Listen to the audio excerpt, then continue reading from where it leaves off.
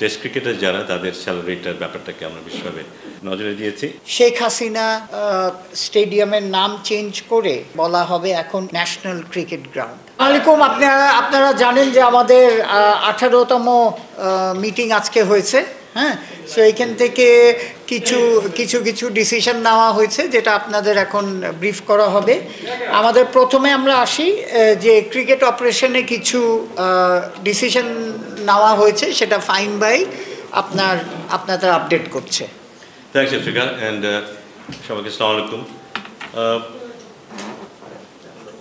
Operations থেকে যেসব ডিসিশনগুলো হয়েছে তার মধ্যে আমরা জানি যে প্লেয়ারদের কন্ট্রাক্ট, ইয়ারলি কন্ট্রাক্টসের ব্যাপার আছে, কারা কারা এই কন্ট্রাক্টে থাকবে সেই ব্যাপারগুলো আছে। তো সেই ব্যাপারে সিদ্ধান্ত হয়েছে প্লেয়ারদের কন্ট্রাক্টের ব্যাপারটা বোর্ড অ্যাপ্রুভ করেছে, তবে ওখানে কিছু রিভিউ ব্যাপার আছে। তো সেই কারণেই অ্যাপ্রুভ লিস্টটা আমরা এই মুহূর্তে অ্যানাউন্স করছি না, বাট অ্যাপ্রুভাল এটা হয়ে গেছে। বেশ কিছুদিন আগে ওদের শেষ স্যালারিটা রেজ করার ব্যাপার হয়েছিল এবং এবারও আমরা কিছু স্যালারি রেজ করার প্রপোজ করেছে। বিশেষ করে আমরা টেস্ট ক্রিকেটারদের প্রোটেকশনের ব্যাপারটাকে প্রাধান্য দিয়েছি। যারা টেস্ট ক্রিকেট খেলে, বিশেষ করে শুধু টেস্ট ক্রিকেট খেলে, তাদেরকে প্রোটেক্ট করার জন্য তারা যেন সিকিউর ফিল করে, তারা যেন একটা ফর্ম্যাট থেকে আরেকটা ফর্ম্যাটে যাওয়ার চেষ্টাটা কম করে। খুব স্বাভাবিকভাবেই যারা শুধু টেস্ট ক্রিকেট খেলে তারা অন্যদের তুলনায়, যারা বেশি ফর্ম্যাটে খেলে তাদের তুলনায় তাদের আর্নিং কম হয়। সে কারণে ওদিকে যাবার একটা প্রবণতা চেষ্টা তাদের থাকে, যেটা অনেক সময় তাদের মূল ফর্ম্যাটকে ক্ষতিগ্রস্ত করে। তো সেটার কথা বিবেচনা করে বিশেষ করে টেস্ট ক্রিকেটার যারা তাদের স্যালারিটার ব্যাপারটাকে আমরা বিশেষভাবে নজরে দিয়েছি। আমি চাই এই রমজান কাটুক ভালোর সাথে, তাই ইফতারে থাকুক টেস্টিং সল্ট মুক্ত সবার জন্য ভালো চপস্টিক ইনস্ট্যান্ট নুডলস। আমাদের হেড কোচের কন্ট্রাক্ট কিংবা সিনিয়র অ্যাসিস্ট্যান্ট কোচের কন্ট্রাক্ট মার্চ মাঝামাঝি পর্যন্তই করা ছিল। সেখানেও আমরা স্যাটিসফাইড যারা আমাদের সাথে এই মুহূর্তে আছে।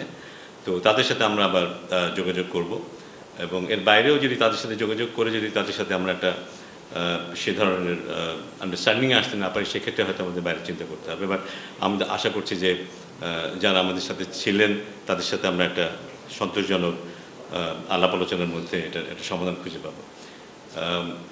এর বাইরেও আমাদের একজন ফিল্ডিংয়ের ব্যাপারটা আমরা খুব মনোযোগী হতে চাচ্ছি। শুধু দেশীয় ফিল্ডিং কোচ আমাদের নেই তা নয়, তবে আমরা যেটা উপলব্ধি করেছি যে আমাদের খুব উঁচু মানের একজন ফিল্ডিং কোচ দরকার, যারা আমাদের শুধু জাতীয় দল না, জাতীয় দলের নিচেও কিছুটা কাজ করতে পারবে। আমরা শুধু জাতীয় দল না, জাতীয় দলের বাইরেও এইচপিতেও একজন খুব ডেভেলপমেন্ট নিয়ে কাজ করতে পারবে একজন কোচকে আমরা চাইব। সো দুজন ফিল্ডিং কোচের কথা এসছে এবং আমরা দুজন খুব ভালো ফিল্ডিং কোচ হয়তো নেওয়ার চেষ্টা করব। এর বাইরে ন্যাশনাল টিমের কোচিং স্টাফ বোধহয় এর মধ্যে থাকবে, আর বাকি যারা আগে ছিল সেখানে হয়তো এক একটা পরিবর্তন আসলেও আসতে পারে, বাট এখনই সেটা নিশ্চিত করে বলতে পারছি না, সেটা সময় গেলে আমরা বুঝতে পারবো।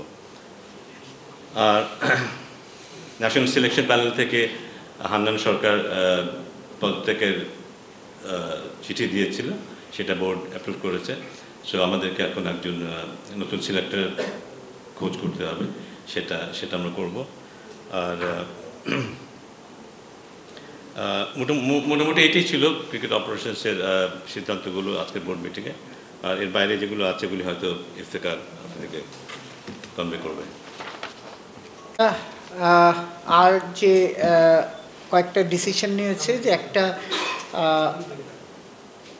আমরা আজকে অ্যাপ্রুভাল দিয়েছি যে বিসিবি ওয়েলফেয়ার ট্রাস্ট, এটার একটা অ্যাপ্রুভাল দেওয়া হয়েছে, ইনিশিয়াল একটা ফান্ড দেওয়া হয়েছে, এখান থেকে ট্রাস্টিও নাম দেওয়া হয়েছে, এগুলো আপনারা ইয়েতে পেয়ে যাবেন। সো এই ট্রাস্টটা ফর্ম করা হলো, এটার বেসিসে আমরা মানে জনহিতকর কাজ করতে পারবে ট্রাস্টি, এটা তো আগেই ইয়ে ছিল।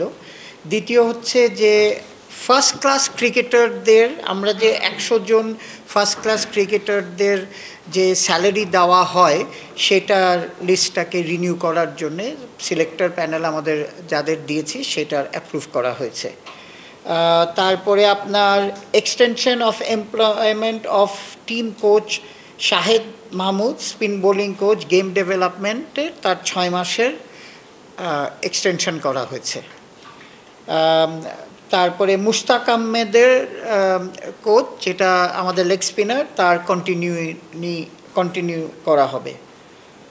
আর যেটা আরেকটা হচ্ছে যে আমরা কাজী হাবিবুল বশর, আগে যে আমাদের ওমেন্স ডিপার্টমেন্টটা দেখতো, তাকে মুভ করে আমরা head of game development, program coordinator game development করা হয়েছে।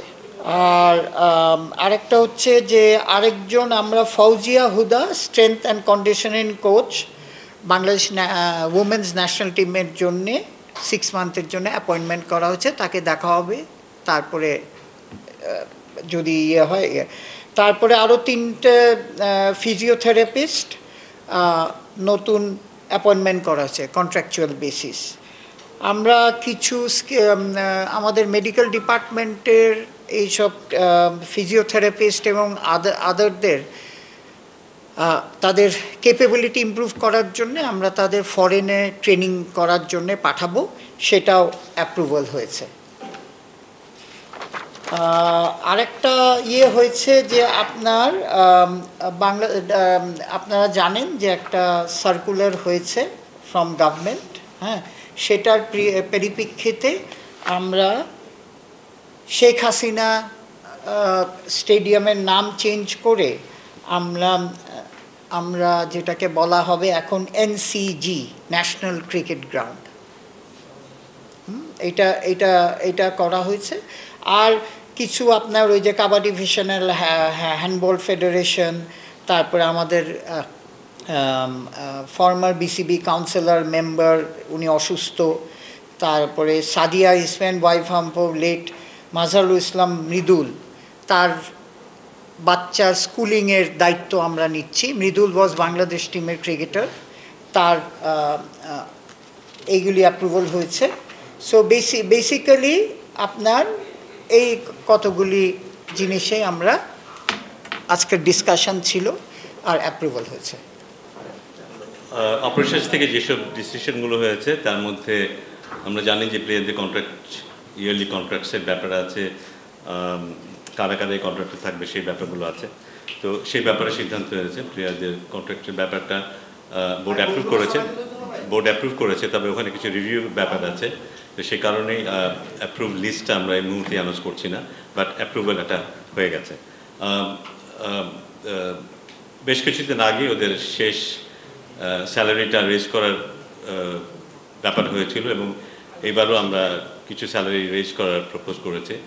বিশেষ করে আমরা টেস্ট ক্রিকেটারদের প্রোটেকশনের ব্যাপারটাকে প্রাধান্য দিয়েছি। যারা টেস্ট ক্রিকেট খেলে, বিশেষ করে শুধু টেস্ট ক্রিকেট খেলে, তাদেরকে প্রোটেক্ট করার জন্য তারা যেন সিকিউর ফিল করে।